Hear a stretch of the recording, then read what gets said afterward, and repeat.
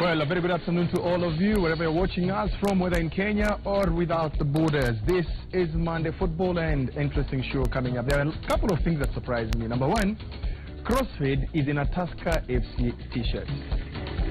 Ameruka Senali sasa ameenda Tusker. And I know this is influence, what's the name of that guy from DJ Flash? DJ Flash. This is influence of DJ Flash. Flash never influence Amanda Tusker. He'll tell us about that. And the next thing that is very interesting, and it forms the basis of a question of the day, is that Louis van Gaal says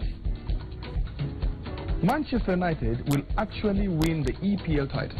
I agree. They are 7 points behind Arsenal at the moment and 8 goals behind. One win over Liverpool, suddenly they can win the league title. I will leave it at that. Wahiga. Mike, you have to believe. And the first thing in belief is statements that will inspire hope in the team. So it's actually a strategy. They might not win the league, but they're not going to finish below top 4. Now listen to Wahiga. One moment you believe in it. The next moment you do not believe. It's a strategy. You say you can win and you don't win. Even as today we're going to trend at number 1. Today? Yeah, using the hashtag Monday Football. Let's trend at number 1. So we remind guys the question of the day again. Yes. Do you believe Van Gaal when he says that Manchester United will win the league title this season? Do you believe Van Gaal when he says Manchester United will win the EPL title this season? Hashtag Monday Football. Good. So hata tukimaliza number 2 haitakuwa mbaya sana. Of course it's the 18th of January, 12 days to the end of the month. So watu wa January Blues, shikilia. We've got an amazing show lined up for you. We've got quite some great guests. On my left, we have Mr. Athanas Bongo, who will be talking to us about Super 8, and he has not come alone. He's actually come with quite a big team who are on my right as well. We've got coordinators, captains, and coaches. 3 of whom have been here before. We've got a few visitors as well, and we'll be able to talk to them about issues affecting Super 8. They got a very big check recently and want to know why that check hasn't quite reflected on what the winner of the tournament will get. We've got some tough questions for them. We'll be asking them in the course of the show. And of course, Bernard Ndong also with the latest statistics. Ndong, over to you. Absolutely, Waiga Maura, Michael Kenya. I was going to introduce CrossFade, and I think Mike already did that. I'm also interested in finding out the reason why he's wearing a Tusker FC shirt, and definitely in the course of this program, I'll be telling you as far as Tusker FC, which signings have they done, which players are in, which players are out. We'll be taking a look at some of the teams that have, of course, showed up their ranks. We do know that it's about less than a month the start of the new Kenyan Premier League season, the 2016 season. I can tell you a lot of changes. A lot of the teams have done a lot of signings, and we'll be taking a look at some of those players who have actually joined their respective teams. Waiga, what do we have this afternoon, Waiga? That's right, Ndong. We now take a look at what's happening on the highlights. And of course, what you can expect on the show today, coming up on Monday Football. There we go, waiting for that. First things first, the CHAN 2016 Championship kicked off this weekend in Rwanda. Find out who the big winners and big losers were.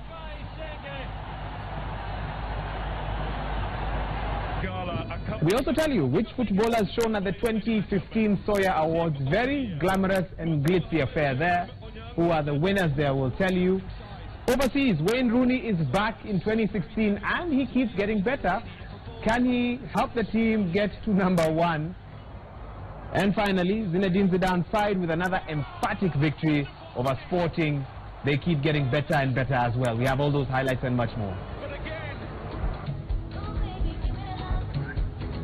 So the highlights from the weekend begin in Rwanda, and if you're watching us from Kigali, we say Murakazaneza. That means welcome.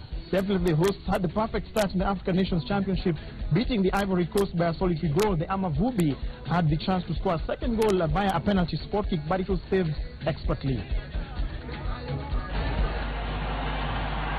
Onto Kraka! Rwanda! Go ahead! Bubi! Sting the elephant! A world-class free kick taken by Emery Bayisenge!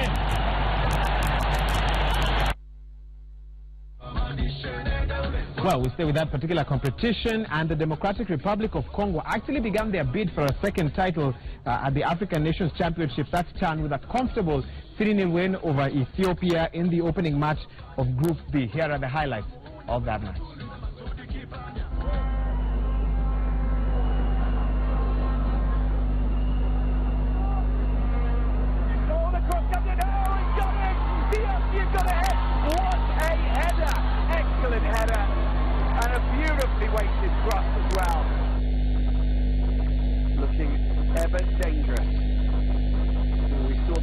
all-time statistics, and DRC had another great opportunity. It's goal number 2. What a fantastic cross, and it's goal scored there. Lumumbu. He got in front of his marker so well. Nice 1-2, linking up with Lusadisu. The ball out wide, another good cross, and it's a good opportunity. Yes, it is goal number 3. DRC are in firm control of this one, and look, it's Meshak who's been, he nearly fell over there, but he's been the star, one of the stars of this. Well, reaction coming in thick and fast. Henry at Being Henry says, I'm tuning, but Manu cannot win the league. Plain and simple. The playlist doctor says, hashtag LVG dreams of winning EPL are invalid. I doubt he will even make it to top 4. Very interesting. Buka Chiengo at Buka Ogechi says, why not win the cup? Your team Nikali Sana with experience, not like the title pretenders we know at the moment. And Willis Raburu, of course, he has to step in and says, enyewe this time around, hata Van Gala ameniki. This one, tumeachia Arsenal. Raburu himself saying wameachia Arsenal. This is crazy. I have an objection, Bwana Director. I'm looking at another tweet from Raburu, which says what? Which is different. Okay. 3 words. We will win. At hashtag Monday Football, at Michael Kinyi, at Wahiga Mora, at Citizen TV Kenya. I want to see proof of what Mike read the same, a few minutes ago. The same tweet. I'm reading the same one from at Willis Raburu, unless uni Willis Raburu mwingine. Mimi naona kuna Big Willy. Sini huyu mkubwa hapa. Hebu onyesha kamera hapo. I don't think Raburu can This is the Big Willy, you can see him. This one says, Enyewe Van Gaal is not believable this season. Even me, I don't believe Manu will win the title. I give it to Arsenal. Mso Manu Raburu amesema umepatia Arsenal. I will take this tweet and send it to the director. Aweke kwa screen. Sawa. Yeah. We'll wait for that. Dong. Well, it seems people are losing faith with Van Gaal's philosophy, but nonetheless, back to the CHAN 2016 and Yazida Tuba Emane. He was on target in the 21st minute as Cameroon stunned Angola by 1 goal. There. Good turn, great turn. Oh, it's going to be a free kick, surely, just on the edge of the penalty area. And Cameroon, well, the Lions will be against Angola. The Tuba's going to take it. Here's the free kick coming in. Here it is in the corner. It's a goal! Cameroon take the lead. A beautiful strike. It's exactly how I described it, how it should be.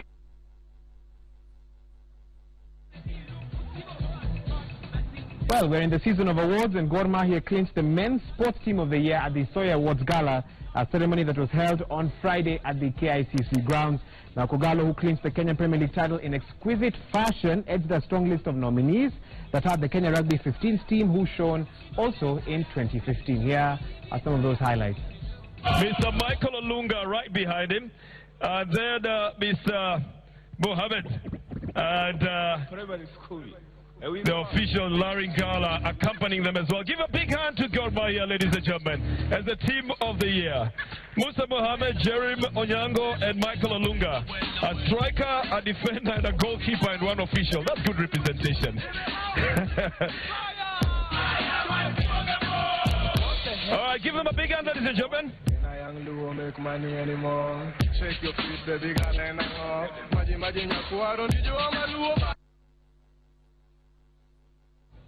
Sports betting company SportsPesa and Extreme Sports Limited have unveiled a 35 million Kenya shillings plan that will change the face of football in Nairobi County. The 10-year-old Super 8 soccer tournament has now been turned into a 3-tier competition comprising 2 leagues and a tournament. The top-tier league will be known as the SportsPesa Super 8 Premier League, while the second-tier league will be the SportsPesa Super 8 Division 1 League. Both leagues will have 16 teams. The third tier of the competition will be the Super 8 tournament, like it has run for the past 9 editions. The leagues will kick off next month to October, played on a home and away basis. The teams are divided into the Eastern Conference of 8 teams and the Western Conference that comprises of 8 teams as well.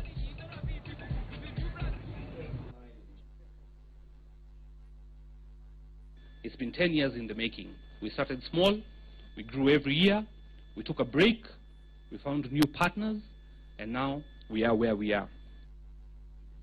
The new SportPesa Super 8 Tournament League logo.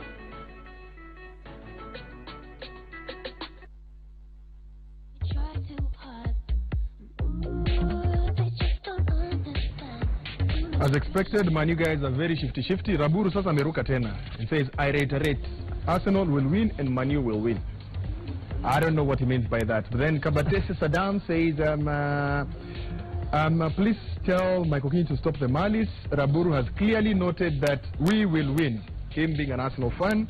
And then Derek Kosale says, hashtag Monday Football, LVG this season will win the title. I believe Man U guys can talk all they want, but the team at the top right now is Arsenal, 7 points above Man U, 8 goals in front of them. Maybe they'll win on goal difference, you never know, but the league is still a long way to go. Now, we shift to matters local. Obango, imesemekana nyinyi mmekuwa wapotovu sasa. You've decided Super 8 sasa ndio itakuwa ligi ya Nairobi. FKF Nairobi branch, kaeni choncho. Are you in competition with Nairobi branch? No, we are not in competition at all, and I think for us that is a big step in Nairobi football, and we believe that is the best way to go, professionalizing grassroots football and making sure that teams have something to smile about at the end of the season. First things first. Yeah. What necessitated formation of a league? Why not stay with the tournament? The tournament is doing well. I think this came about from the clubs themselves, the clubs that have been participating in the Super 8. And they somehow felt that now time has come for us to grow as a brand and probably move to another stage, which is the league. And after several consultations with the club, they really insisted that we should now move to the league. And it is what prompted us to that transition from the league from the tournament to the league.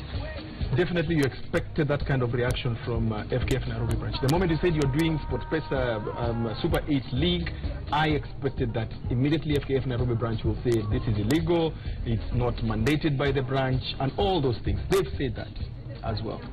How do you counter that? Because they're saying it's illegal, it should not be played. I think this time we are really prepared for them in terms of even should they at any given time try to interfere with the league or with our programs, we will take legal action.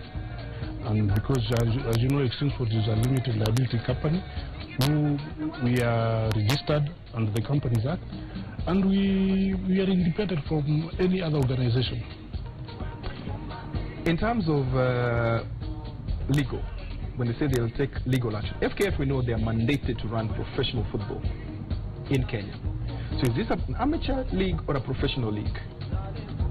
That is a question that they would be asking. I will not put it as a professional league, but it's a professionally managed league.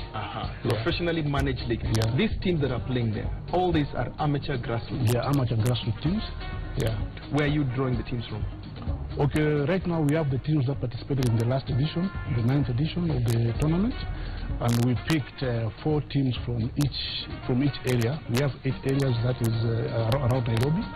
First of all, the Premier League consists of the teams that reach the final at the regional level. And the second... By regional level, you mean Makadara, Kamukunji, Kasi, and so on? Yeah. The 4 in the east and the 4 in the west? Yeah. Whoever got to the final, the top 2 that is they form the Premier League? Yeah, they form the Premier League. And secondly, the Division 1 League is comprises of the teams that were beaten at the semi-final stage from all the 8 areas. Those are 2 again? 2 again, So the beaten semi-finalists from all those regions again, 4 in the east and 4 in the west, to form 16? Yeah. So that is Division 1? That is Division 1, yeah. And then we will now have the entry point, which will be the Super 8 Soccer Tournament, because we've not done away with the Super 8 Soccer Tournament. We still have it in our calendar, and that will be the entry point for the teams that want to come to the league. These teams that are playing, are they playing in any other league? For example, are they playing in the county league? Are they playing in any other league? Currently they're not playing. They're not playing in any other league. So you do not have a risk of fixture congestion whereby you've got this team is supposed to play in this league and also they're supposed to play in your SportPesa Super 8 League. You see, it's by choice for them to play in our league. Yeah? But in an event where we need to harmonize the fixtures, I think when the time comes, we will do so. Okay. But for now, what I know is that all the teams that are playing the Super 8, they are not playing in any other league. Yeah. One question that comes in is that you got a 35 million sponsorship from SportPesa. Yeah. That was last week. Yeah. And everybody feels you've got too much money. Winning prize is 1 million for the league. There's the winner's pass for SportPesa Super 8 tournament, and there's a winner's pass for also the Division 1. So the question that everybody's asking is, where do we take this other money? Everybody feels that there's a lot of money that will not be used in the tournament. Mike, if I tell you our budget, in fact it exceeds that 35 million we got. Break it down for us. Like for the prizes alone, the prizes alone will take 5 million shillings. That is prizes alone, 5 million. Across from the Premier League to the yeah. And then if you come to the equipments now, because you are kitting all the teams, we are giving them balls, it also comes to another 5 million. Now we have to book the stadium, because all our matches are going to be played at the stadium. Okay. Yeah, we are going to use Kasarani, Nyayo, and you know the rates. Yes. And then remember, Exchange Provision is a company. We have employees. We have other logistical expenses. So if you look at the figure, it might look a lot on paper, yes, but practically it is not. We're still sticking for more sponsors. Okay. Yeah. How sustainable is this? Because this is how long was this? Was the contract that you signed with SportPesa? Was it 1 year? This is for a start. Yes. SportPesa. This is for the first year. We will probably negotiate as we move on to the next year. But for now, this is for this season alone. Okay. Yeah. Bernard Ndong is seated somewhere there. Naona uko na kina Katon hapo. Katon, you're back in this studio again. Mtu patie Katon microphone kwanza. He has a microphone. I knew he has it. I was just asking because I knew lazima atakuwa nao kwanza. Katon, mtaani kuna semaje? Tani tuko poa. Super 8 sasa imekuwa ligi. Super 8 sasa imekuwa ligi. Tafukuzwa huko. Wametuzoea. Wamezoea aje? Mimi explain hiyo kabla Ndonga atekova hapo. Unajua mimi kama ingekuwa mimi nimechaguliwa kama official of federation, ningefanya ligi ya federation ikuwe nzuri, hata Super 8 wakikuja na ligi yao timu zingeenda huko. Lakini sasa Super 8 wamekuja na ligi ile lucrative, mpaka sasa unapata team azai kucheza ligi ya federation, hata kucheza hiyo ligi ya Super 8. Hai, Ndong. Take over there. Just hata vile umeongea juu hiyo mambo ya conflict. Unaona hiyo conflict itakuwa italeta mambo mengine nyingi sana kuhusiana na hiyo mambo ya conflict. Hata last time Super 8 kilonchiwa kulikuwa na hiyo mambo ya hizo conflict, kwamba conflict itakuwa, lakini tulitatua hiyo story na Super 8 ikachezwa. Hakuna mali tulikosana na watu wa federation, because players wale wanacheza Super 8 ni tofauti na wale wanacheza ligi. Sponsorship mpya unaona itawasaidia vipi? Ime expanded, unavuka last year the amount iko about 1 million, sasa imekuwa almost 4 times more. Kwa nyinyi ma teams ambazo zitakuwa zikiparticipate in the 2016 edition itakuwa vipi? Teams zenye zitakuwa zina participate for this edition, I think hiyo sponsorship imekuwa, the money imekuwa imeongezeka juu we are now going into a league, na kurun hiyo league professionally inahitaji do. So hiyo do itatusaidia, at least tuta make sure league imeraniwa professionally na teams zitafurahia hiyo league. Yeah. Ukiangalia sasa vile imekuwa league, the level of competitiveness itapanda juu. Last year TUK walishinda, number 2 ilikuwa Kiambu. So this time round obviously na hiyo tradition ya hii tournament tunaweza kuwa na mshindi mpya. Yeah, we are expecting a new champion. Na nadhani league round hii ni moto kuliko vile ilikuwa last time, because last time it was more of a tournament. Kulikuwa ma penalties nyingi hizo zinafanyika. Hapana, ilikuwa more of a tournament, sababu games zilikuwa unakuta kama team ya East. Games zilikuwa team ya West. Because mimi ni coordinator natoka pande ya Dagoretti, unakuta team ya West inachezea games zao City Stadium. So unapata times kuferi fans saa zote game ikiwa City Stadium ni ngumu. kuna pesa imeongezeka this time around, alafu unakuta pia game ni home and away. Last time ilikuwa tu ni tournament, one match umepigwa umetoka unaenda next stage, sasa itakuwa ni home and away. Umeongea about hiyo mambo ya travel, so inamaanisha because it's expanded, iko na different formats, imekuwa bit bigger, hizo logistics aside from other transport when players wenyewe, what else do itafanyika sasa? Okay, currently kitu inafanyika na hii league zile teams zinacheza first tier at least inapata kitu kidogo like 10,000 every month. It's a small upkeep for the team.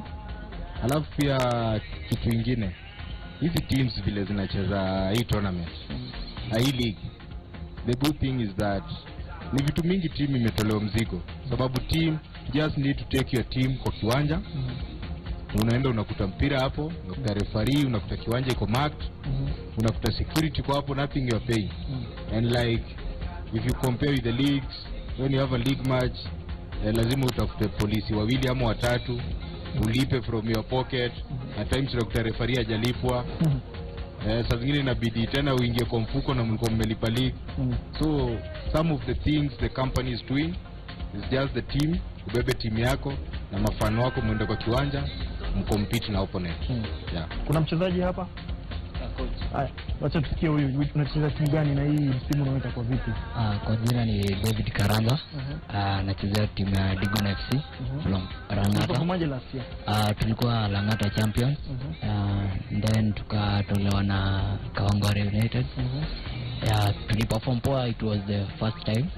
Then ilikuwa poa cause first time tumefika mpaka quarter. It was a achievement for us. Yeah. So achievement kwenyu, lakini sasa kwa nyinyi wachezaji, nyinyi hujiandaa vipi kwa tournament kama hizi? Ama mnapatanga game time yenu wapi? How do you prepare yourself for such tournament? Ilikuwa challenging for us. First of all, tuko register league and then kabili tumeregister tournament. So tuko in a weekend tuko tunacheza game mbili. Tunacheza game mbili. Tuko game zingine za ligi tuko tunaeka on Saturdays and then Sundays tunacheza tournament ya Super 8. Yeah. Mike, I think it's important now just to bring in the officials there just to make us understand how do you resolve that conflict, because he's talked about his team playing 2 games in a weekend. That's energy sapping. Bango, how do you respond to that? Probably depending on because already we've done our fixtures, and probably we'll before we release them we will ask the clubs to also give us their program for the season, so that we in a way we try and harmonize the fixtures so that there's no clogging and there's no clash of fixtures. Well, already we are hearing talks of there are teams that are playing like Katona said, there are teams that are playing in the Nairobi League, the FKF Nairobi League, but now they want to play in your league. You already have teams that have qualified. Yeah. How do you handle that? I'm a team and they come and say, by the way, I want to play in this league, but I don't think I am qualified to play in that tournament. Siwezi anzia huko chini ukiniambia ipande juu. Mimi ni Man City, siwezi cheza Division 3. What happens? I think if you can remember very well, when we started the Super 8 Soccer tournament, we invited teams to come and register. So when we decided to start the league, we had to start from somewhere, and we had to use a criteria to select the teams. Because you can remember very well that during the 9th edition, there were so many threats and intimidation from the football officials, threatening teams not to participate. But there are some teams who decided, no, it is to our own benefit, let's play this tournament. For anybody who wishes now to join, now we have a starting point whereby you have to join the tournament. Because right now we have already made our plans for the league, and there's no way we can beat somebody at the top league or the Division 1. So first of all, you have to have the entry point, which is the Super 8 Soccer tournament. Yeah. Now, if the federation comes and says, okay, guys, you're doing a good job, this league is what we think it should be, but we want you to include X number of teams. We are ready to merge our leagues with your league. What happens? I think that will be probably we need to discuss with them, but for now we welcome the federation if they can give us some input in terms of how we manage. But for now we can say we are all set. Anybody who wants to join in has to go to the entry point. Okay. Yeah. That's right. Well, Mike, I still have a quick question for Obangos. I hope we can be able to coordinate the camera between me and him. Yes. it's good news. We had Kosbiro here last week, Super 8 here. We're seeing a lot of good news in Kenyan football. But the one trend I'm seeing is I look at the composition of gentlemen who've come here. I don't see any ladies. Kosbiro, I think there was one lady. Yes. So we've got lots of positive football news, but women almost are an afterthought or a by the way. I almost wish someone came with a women's tournament, strictly. Obango, where are the women in your plans? In fact, we have plans for the Women League, yes, for women football. It's only that it's been a challenge as extreme sport, more because we have to look for funds for us to be able to start that kind of program. I thought you had been given a lot of money last week. More money you than... see, that one is there. you can't put a little bit of it for... Yeah, like I've said, it is... the money itself we have might look a lot on paper, but what, like we can see now, we are still appealing for sponsors to come on board, maybe probably, and add to what we have at the moment. Okay. Actually, Wahiga, I spoke to Hussein Mohamed, who's the CEO of Extreme Sports, when they were launching this league, and they said their actual budget is 65 million. Double? Yes, wow. It is 65 million if you factor in everything else. We're talking about payments to the coordinators. These guys, they don't see you for free.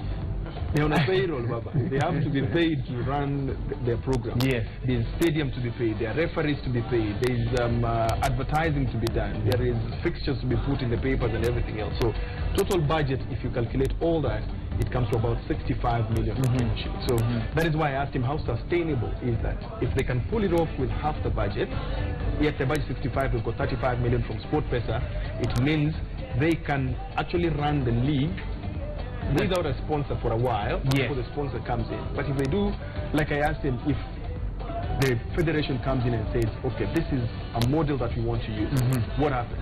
Merging the two, I believe, would be the best thing. But coming back to our question of the day, Wahiga, Manu guys wameamuka at Achivo. Achieve Milano says, Red Devils forever, it's our comeback to winning ways. That is one win after 8 games, which is good. At Lemeshfield says, Manu can win the league for sure, but consistency is what they need mostly now. Then Jay at JYTL says a top 4 finish is much more a realistic target. 1 win from many draws doesn't make you a title contender. And then at Bonfire Storm says Manchester United, I'm a Manchester United fan, but honestly there are 2 horses in this season, Manchester City and Arsenal FC. That is where imetufikisha. Yes, that question, of course, social media, people are coming up with all sorts of funny pictures to show what has been happening, what was happening over the weekend. These are some of the funniest that we compiled for you. Let's see them, Director. All right, so trending pictures. The perennial curse of Aaron Ramsey Ndong comes up again. Yes. And people have the statistics that Ramsey scored against Sunderland, David Bowie. He scored again, I think against Liverpool. Rickman, also, you remember the famous actor in the Harry Potter movie. So this Aaron Ramsey curse, Michael Kinney, what are the chances? I mean, of course, God rest their souls in peace, all those who passed away, but this football fans, I don't know, they keep finding some way to... It's just a coincidence. It's a coincidence. I don't believe there's a bizarre coincidence. It's very bizarre, though. It's a bizarre one. Well, we move on. Arsenal fans, Ramsey safe. Wayne Rooney in 2016, 4 games, 5 goals, 1 assist. And on top of that, Wahiga, I saw somewhere yesterday, I hope you have that one. Yes. That Man U in 11 games, they scored 11 goals. Giroud in 11 games scored 11 goals. What are you trying to say? What are you trying to say? I don't have it. Just an observation. I don't have another statistic from that. Wayne Rooney's goal was also his 176th goal since he played for Manchester United.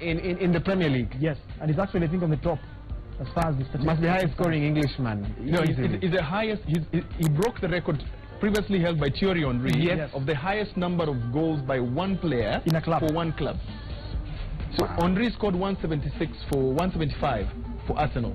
Now Rooney has scored 176 for Manchester United. Staying in one club. If you add the ones he scored at Everton, they're much more higher. Yes.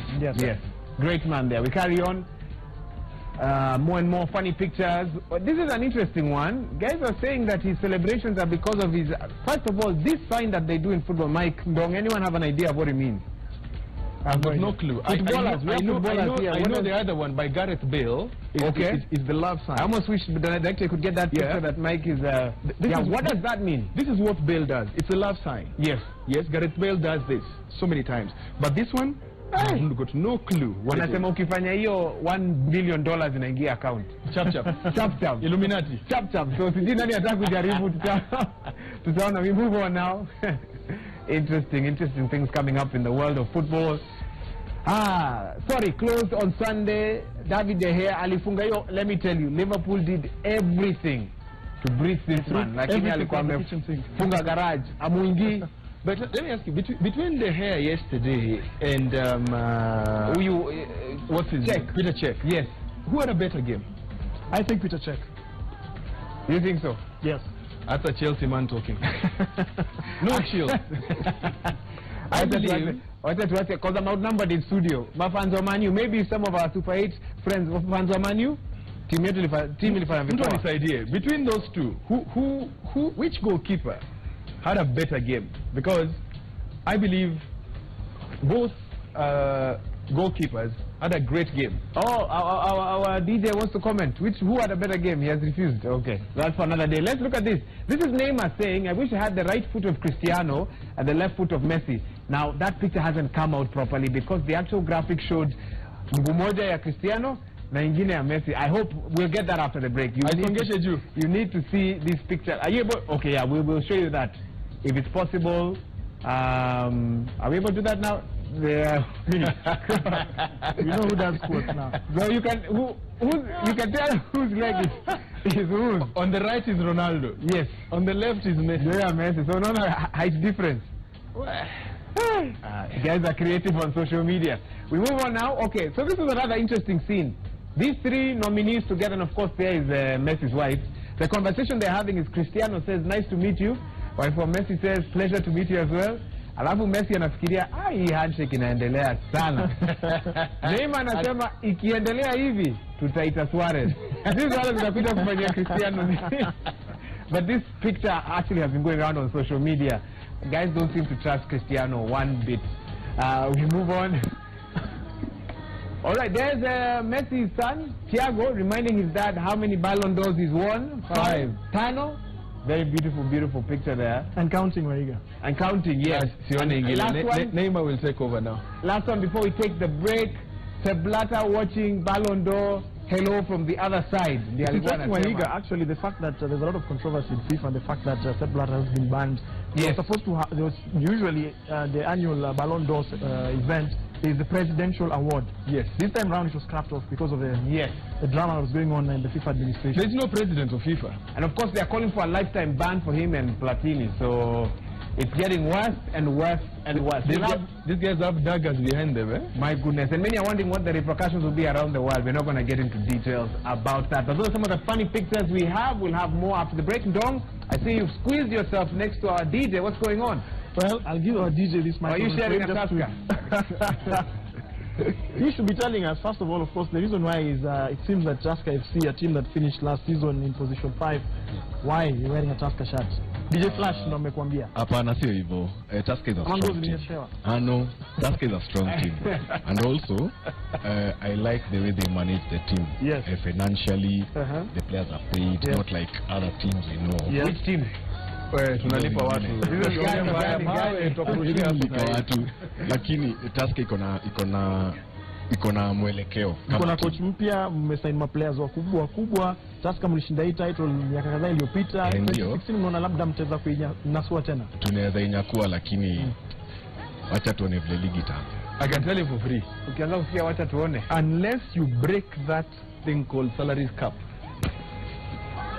Nyinyi Tusker unajua mko very organized. Mnasemaga hakuna mtu analipwa pass hapa. Kila mtu ni hapa kurudi chini. Mtu hawezi lipwa kushinda CEO. Unless you break the banks, go into details and see what it took Sofapaka to win the league. In 2008. They had players like Mugalia, they had players like Inapeti. Those guys were being paid way above everybody and else. The kind of money they are saying Gor is spending. Look at what Gor spent last season. And even now. Alone. When you see a Medi Kagere is not in Gor Mahia anymore, it's because he knows that, yeah, this is the place to be. Nipe milioni 6.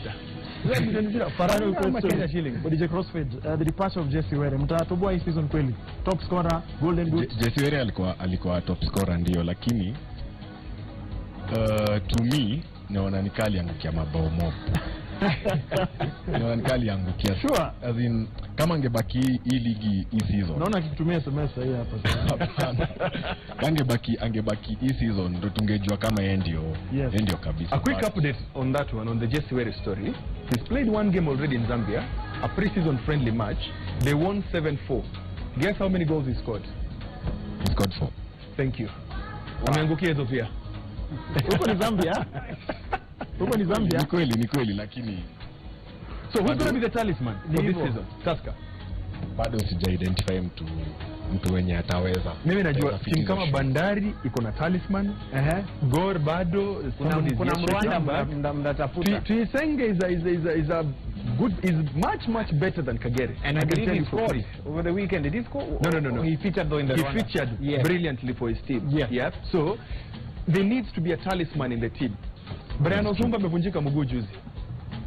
Shida. Haya, tuchangamshe kidogo basi. Kienda kwa half-time break, and of course after the break we'll be taking a look at the transfers. Michael Kingi talked about Bob Mugalia. Where has he been? Where is he going to? We'll be telling you after this. Crossfade, tuchangamshe.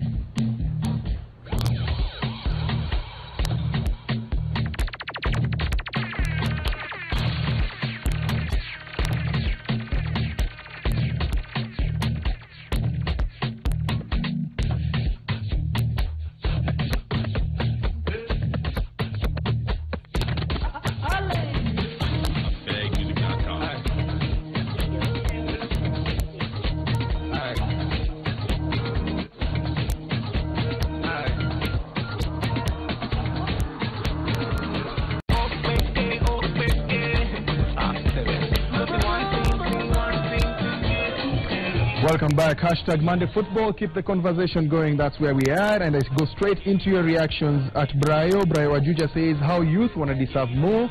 Let's not forget our local players while focusing on EPL. We will do that. Any tournament that is played in Kenya, we will be there to give you all the reactions that are there. Godwin Omalo says, nice inspiration for Manchester United, but it will work next season. And then Geoffrey Kipchumba says, Arsenal won't win the league, and so won't Manchester United and Leicester City as well. Well, interesting. Then Derek Osale brings a very interesting angle to all this story. Says, hashtag Monday Football, why this only favoring Nairobi region? I'll give you an answer to that.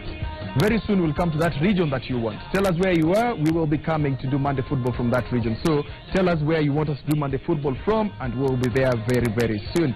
And then I had another very nice reaction here, which creates some debate. And then where is this? It's a very interesting angle to all this SportPesa and the Super 8 reaction. Ernest Mose, and it was from Ernest Mose as well. He says, extreme sports players will never play any professional soccer. Which federation will transfer them? Hussein has failed on this. It's the same guy who said as well that extreme sports is causing more chaos in Nairobi than solutions. And this is what I will tell him. It is an amateur league run professionally by an independent body. Well, they can play within themselves and earn a lot of money from just playing football there. Why do we play football? To earn a living. Then at some point, you'll be forced to recognize, because if you're not running a professional league, tell me where will these players be?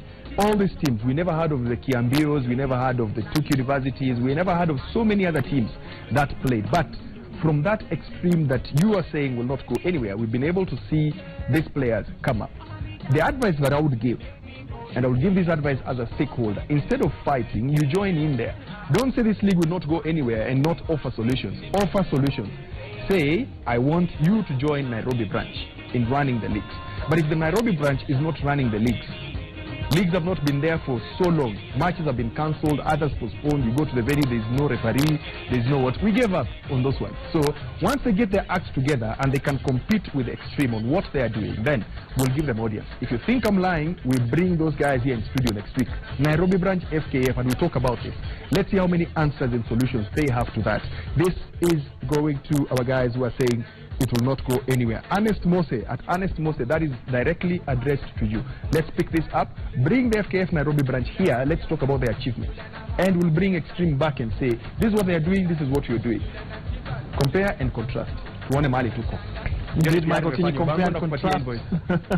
Compare and contrast. Let's take a look at the teams that have moved. Of course, the teams that have done their signings. That is the transfer watch, and we're looking at Thika United. Remember, last season they finished 12th, and this is just some of the players that they have signed. And this is Hamza Mwonge. He's a Ugandan. Vincent Nyaberi has renewed his contract. Salim Ismail from the Administration Police. Suma Mwambeu, Kisumu Day, Patrick Imani, Pasenga. Michael Kini corrected me last week. Of course, he told me that the pronunciation is Pasenga High School. And Joram Makoha, of course, he joins Thika United. You can see there signings, about 7 players that they've been able to sign in for the season. You do know that Elideka Koro is a player who was featuring at AFC Leopards.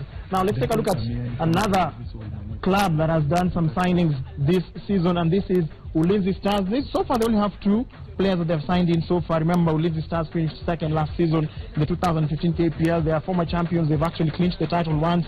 And in their ranks, they have Brian Odianga. He comes from Sony Sugar, and he's Kenyan. Joseph Kuri, of course, is also another Kenyan who joins in at Ulinzi Stars, the military side. And Joseph Kuria is from Thika United. Another team that has, of course, showed up its ranks is Muhoroni Youth. Muhoroni Youth, you can see there, they have signed in about 5 players. Kevin Omondi from KCB joins them. Bob Mugali and Michael Kini, you talked about him earlier on. Bob Mugali, of course, was part of the winning team, the 2009 team that clinched the Kenya Premier League title on their debut. What happened to this striker? I mean, he's been all over.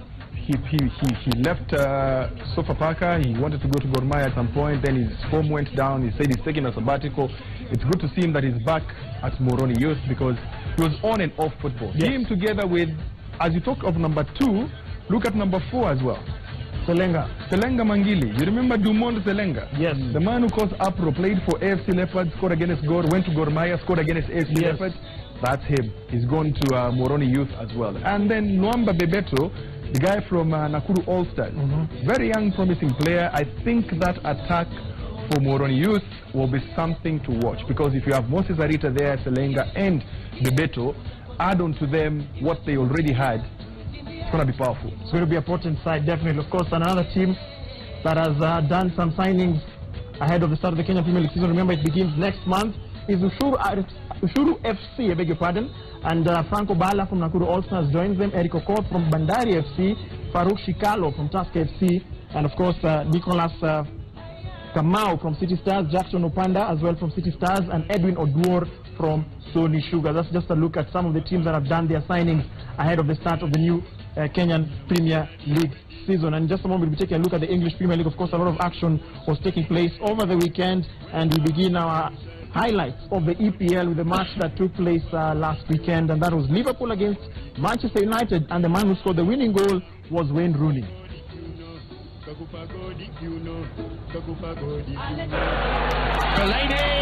off the bar, Rooney scores at Anfield for the first time in more than a decade, and in so doing sets a Premier League record for scoring more league goals for one club than any other man. Looked the more threatening side, but sometimes it's just very difficult to deal with Fellaini if a ball is placed right on his head. He certainly escapes Henderson, who's his marker initially, to get the header away, and Rooney's just like in the perfect position, but once he got a chance, he's absolutely thundered it, Wayne Rooney. Obviously something that means just that bit more because of where it is. The Evertonian celebrates at the home of his childhood club's greatest rivals.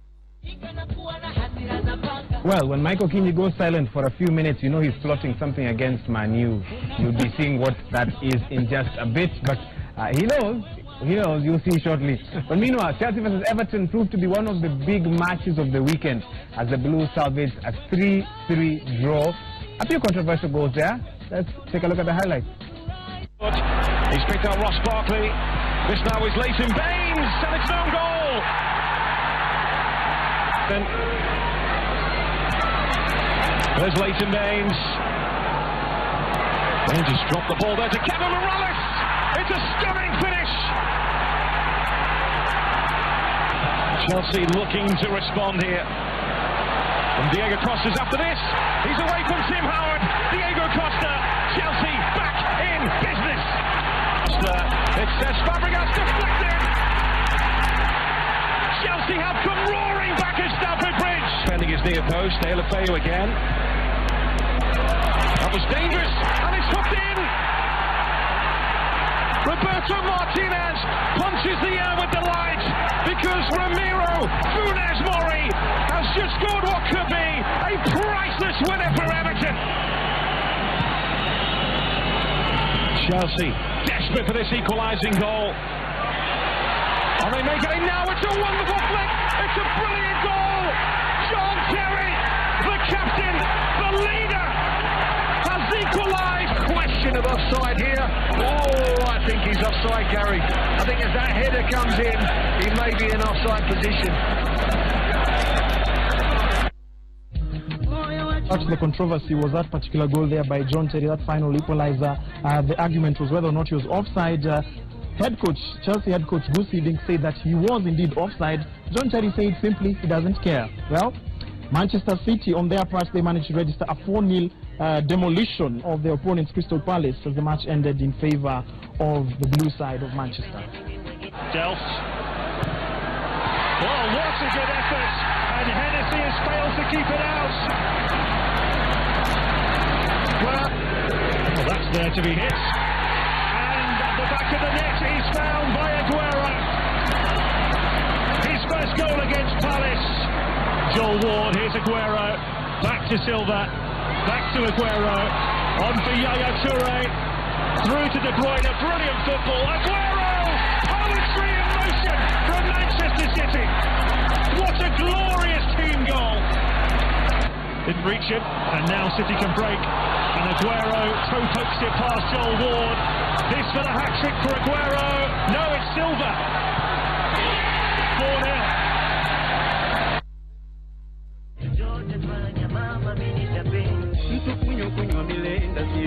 Right, well, before we cross over to Spain, lots and lots of exciting action happening there, specifically with two teams that keep winning with 5-0, 5-1 goals. Ndong will bring us those highlights shortly. But for now, we've looked at the transfer watch, or the transfer news happening locally. But what is happening in England, where are players moving to? Let's take a look at some of the big rumours of the day. First one here about this man, Jose Mourinho, former Chelsea manager. Some think that he will succeed Van Gaal. This is according to British media reports. And he's actually calling up some of his old assistants, telling them, come join me, let's go work at Old Trafford. He actually also turned down a chance to join Real Madrid in order to go back to England. I know Michael Keane will not believe it, but Jose said no to Real because he's got his eye on Old Trafford. But director, I wish you had the picture of Mike Sai. We said we don't want Jose. Oh, you said you don't want Jose Mourinho? Messed up Real Madrid. Where are Real Madrid fans? Real Madrid wako wapi? You're here. I wish I had a mic. I'll ask that question later. Let's carry on with our transfer watch. What else has been happening? Okay, there we go. So another interesting fact about Manchester United. If Van Gaal goes and Ryan Giggs takes over, Sir Alex Ferguson has volunteered to mentor or help Ryan Giggs to become the sort of manager who can manage a team like Man U.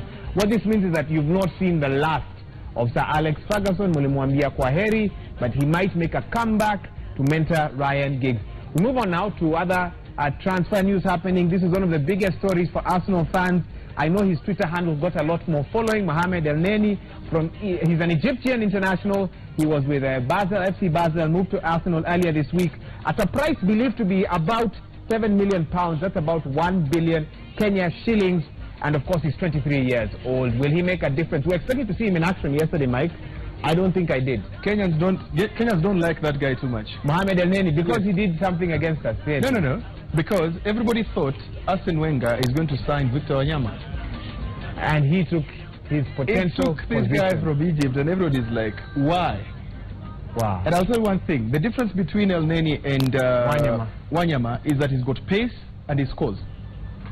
Wanyama's biggest undoing, he can't join Arsenal because of that pace. Hiyo pace ni ya mdogo mtokuharibu. Ni ya marathon. That is why pace yake ni marathon. Ni ya marathon. That is why he gets a lot of cards. You know, in his position, cards are the order of the day. He can't keep as a destroyer, Wahiga. You will always get those cards. You're in there to do the dirty job, to scuttle the opposition. Any move, you're there. You don't do it, Papa saying, guys. Good news for Egypt, bad news for Kenya. It is what it is. Quickly, let's move on with the transfer watch. Jamie Vardy here. Liverpool are preparing to make a 25 million pound bid for him. That's about 3.6 billion Kenya shillings from Leicester, I beg your pardon, Leicester City to Liverpool. Of course, it's still something being worked on, has not been confirmed. We move on now to some other transfers that we expect to take place. Andre Ayew, familiar to many of us, and Sunderland want to increase their offer for Swansea City's Andre Ayew to about 14 million pounds. That's about 2.1 billion Kenya shillings after their 11 million pound bid was rejected. 26 years, rich football history. We know what he's done for Africa, for his home country, and he could be moving up in the English Premier League. David De Gea, interesting weekend for him, put a good show for his team, but some news about the possibility that Real Madrid might be banned from actually buying or selling players over the next 2 windows could affect him strongly. So many were speculating, does he have a chance or not? Of course, Zinedine Zidane believes that they can overcome that they can actually do transfers. But De Gea actually says that he wants to become a Manchester United legend. Whether that is true, or whether he said it to stay as the keeper for now, we'll have to wait and see. For now, however, he stays at Manchester United. We move on now to Aaron Ramsey. We talked a bit about him earlier, and when he scores, sometimes things happen. We don't have to speculate about that. Barcelona want him. They're confident that they'll get him, and it will be interesting to see him donning the Barca shirt. They have made him one of their summer priorities, and he's 25 years old, still has a few years in his legs. Let's move on to some other transfer news. Some interesting ones as well. Ashley Cole, you thought you'd had the last of him, former Arsenal and Chelsea defender. Ashley Cole is considering a move to America, more specifically to the MLS side, LA Galaxy. After he's 35 years old, he was bought out of his Roma contract. He could be headed to America. America is good because there's lots of money, but it's also Mike, not the MLS, the American League. Yes, like that's where the Zilizopendoas go to just finish their sunset years. It's called Ligi ya Wazee. Ligi ya Mtaa. Ligi ya Mtaa. There's no promotion or relegation. Make your money. Let's go home. Beckham was there. So that's possibly the last that you'll hear. And now wengine wanaenda Canada and China as well. Yes. I wonder when they'll retire to Kenya. So waiting to see when that will happen. Two other quick updates in regards to the transfer watch, even as we prepare to wind up. Toni Kroos here, Real Madrid want to offload him to Manchester United because they are looking for PSG striker Edinson Cavani. Of course, all this depends on whether Real Madrid can actually do any transfers or waiting for updates on that. So you might see him headed to Manchester United if Real Madrid have their win. Finally, Pep Guardiola, of course, Balotelli, there's an interesting rumor out there that West Ham actually want him. I don't know how true that is, and I don't know whether anyone would want to deal with his theatrics. Very talented player, but unfortunately he scores when he wants, and that's not always, and sometimes he causes more trouble for the team than many would need. So maybe West Ham might want him, maybe not. We'll have to wait and confirm. Those are some of your rumors. The transfer window ends at the end of the month. We'll keep you updated on that. Michael Kinney. Well, but Director, there's a guy called Daniel Amiani at Dan the African. He has summarized this whole Van Gaal issue. Machokozi. Do you know what he says? He says, I am just singing. CrossFit.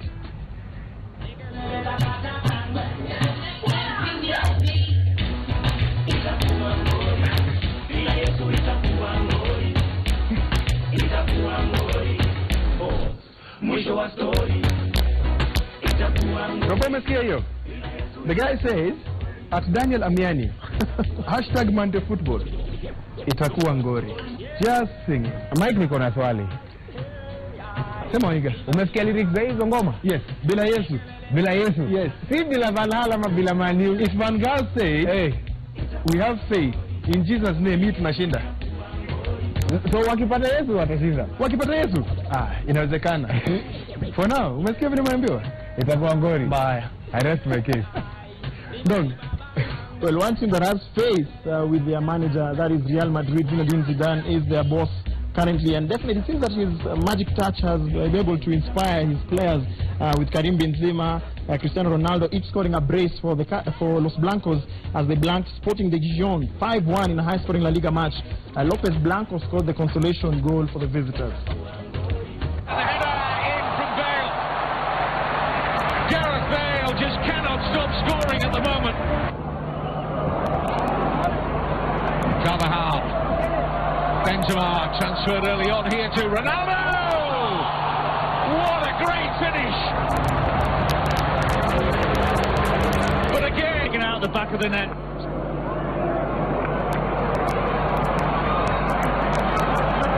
Here's Bale.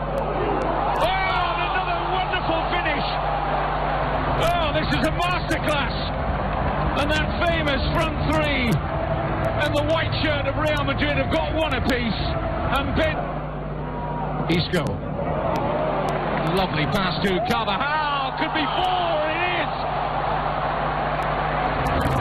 sky high quality. Carvajal with chance to cross, so square here for Isco, it's brilliantly done. Benzema, 5. No. Now Sporting opening up something here, and Lopez!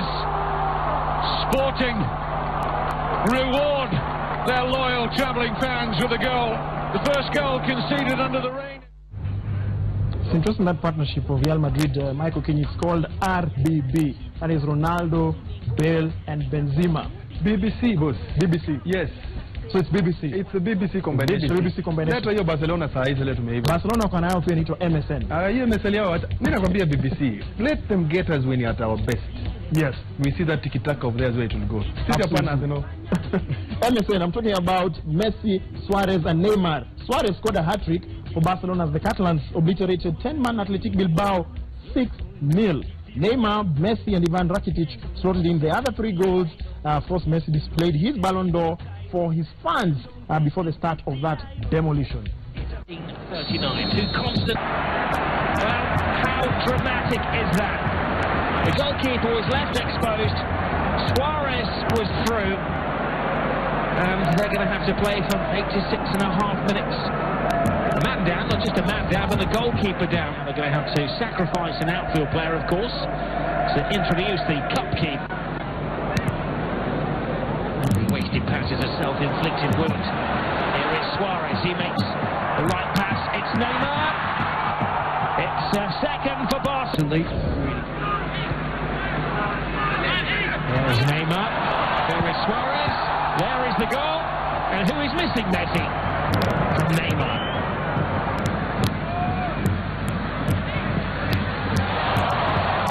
Teases the defenders, plays it back to Rakitic. Another wonderful Barcelona goal.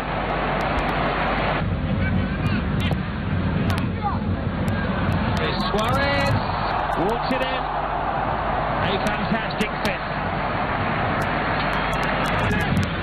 There's Busquets. Suarez! That's his match ball.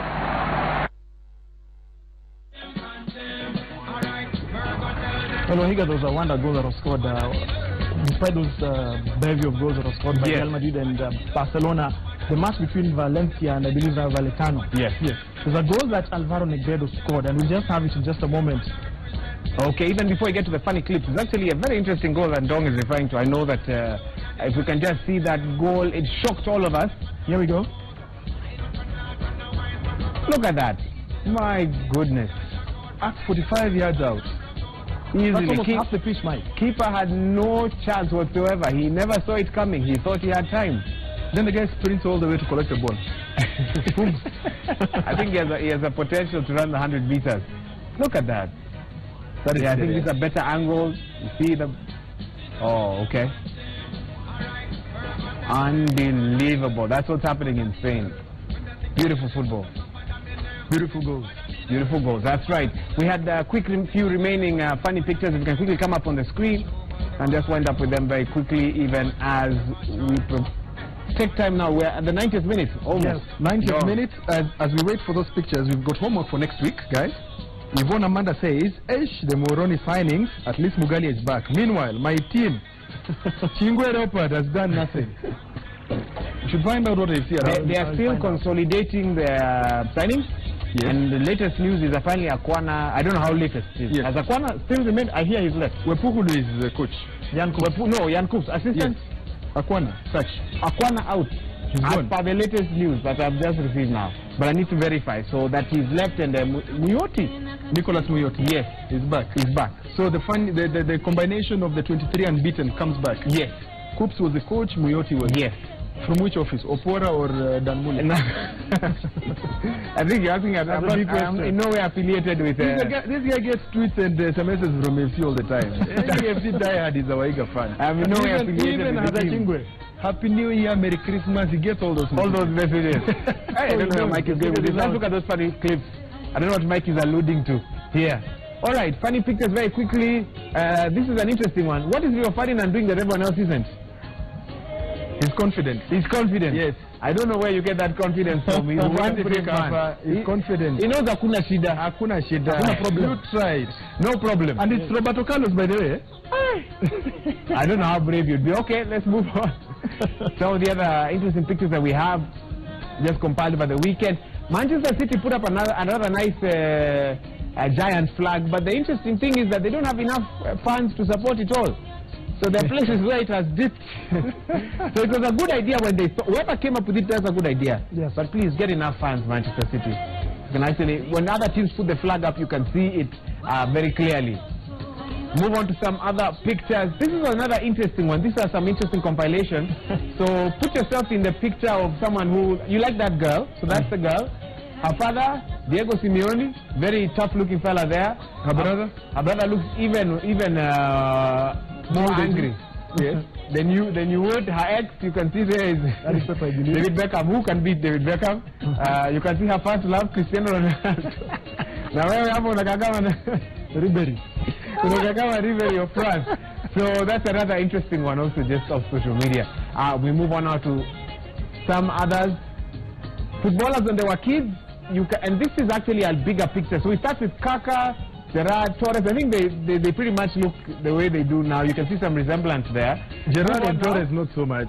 Look at Rooney when he had hair. Rooney was old. Look at Neymar and Ronaldo. Watu wametoka mbali. Na Diego Costa. What's very funny, Balotelli, Messi, and then Costa. Costa that is when he was young, because now he's old. So you see, before he was a teenager. Some of our guests here wamekufa. Look at Diego Costa akiwa mtoi.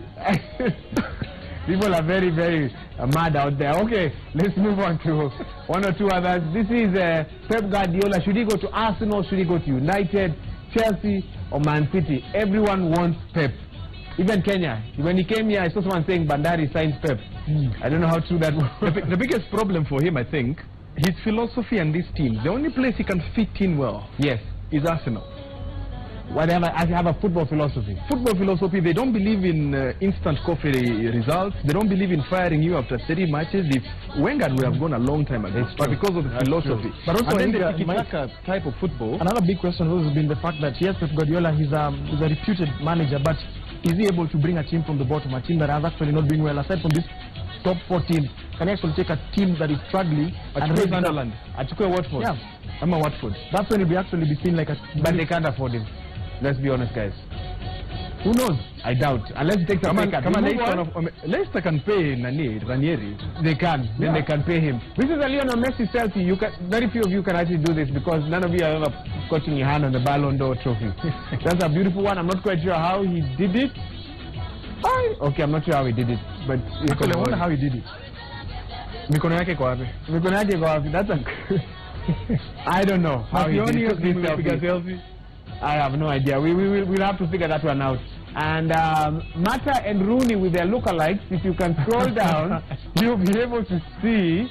There we go. All right. You guys on Rooney's it's not us. It's not us. This is social media, so nothing personal from Monday Football. I think we have one or two more, and we'll be one more. The last one. And of course, we took a look at the Aaron Ramsey supposed cut as well. Thank you. Those are some of the pictures that were posted. Again, I keep saying, if you know any from our local football league here, whether it's Super 8, Kenyan Premier League, whatever it is, Post tag us at Fernandong, at Michael Kinya, at Wahiga Mora, and we will include them in some of these pictures. That's all I have, gentlemen. Well, that marks the end of Monday Football for today. Let's do this again next week on Monday. Interesting stuff. And Quickfire will be back. It's back next week on Monday. Mike, I have a challenge to pose to you as we wind up. Yes. You see those two balls there? Yeah. And this one? Yeah. With one shot, can you get both of them in? With one shot? One shot. Okay. No? Only you said one? two goals. You said two balls in. You are not with one shot. No, it's not fair. No, the viewer knows. No, you know what I was saying. You know what I was saying. Get two balls in with one shot. Yes. I have two in. The devil is in the details. The devil is in the what? The details. But goodbye. Okay, guys, got a minute. Let's wind up.